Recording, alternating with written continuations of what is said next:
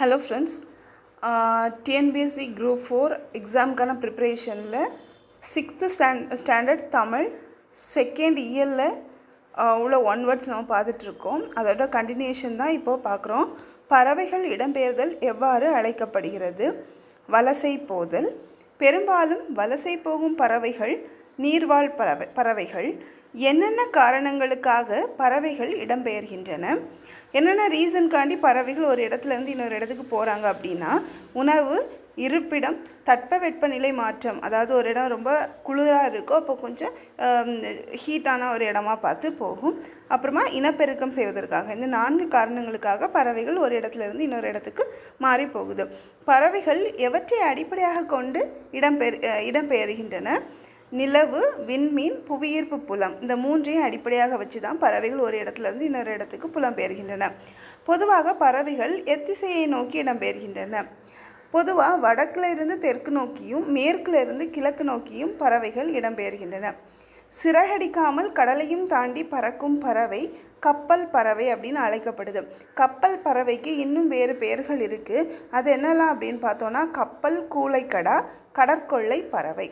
தென்திசை குமரி ஆடி வடதிசை ஏகுவீராயின் என பறவைகள் வலசை போவதை பற்றி பாடிய புலவர் யார் அப்படின்னா, சத்திமுத்த புலவர்.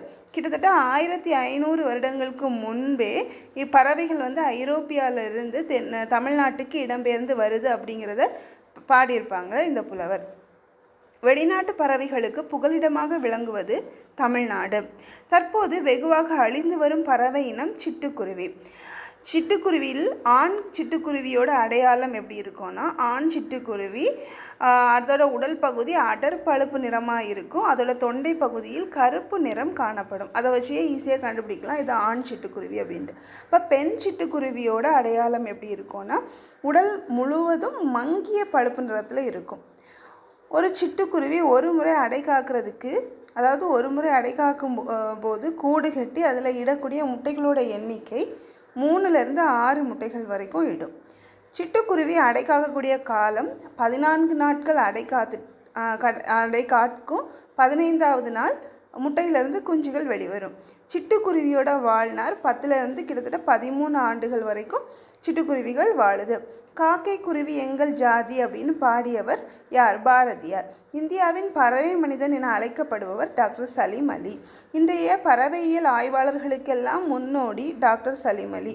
டாக்டர் சலீம் அலி தன் வாழ்க்கை வரலாற்று நூலுக்கு இட்ட பெயர் சிட்டுக்குருவியின் வீழ்ச்சி, த ஃபால் ஆஃப் ஸ்பேரோ அப்படின்னு தன்னோட வாழ்க்கை வரலாற்று நூலுக்கு பெயர் வச்சார்.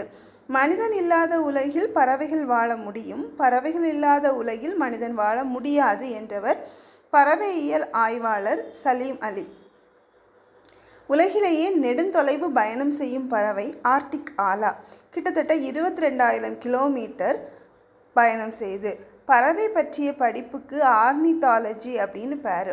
உலக சிட்டுக்குருவிகள் தினம் மார்ச் 20ஆம் தேதி கொண்டாடப்படுது. சிட்டுக்குருவி வாழ முடியாத பகுதி துருவ பகுதி. கிழவனும் கடலும் என்னும் ஆங்கில புதினம் நோபல் பரிசு பெற்ற ஆண்டு 1954. கிழவனும் கடலும் என்னும் ஆங்கில புதினத்தின் ஆசிரியர் எர்னஸ்ட் ஹெமிங்வே. ஓகே.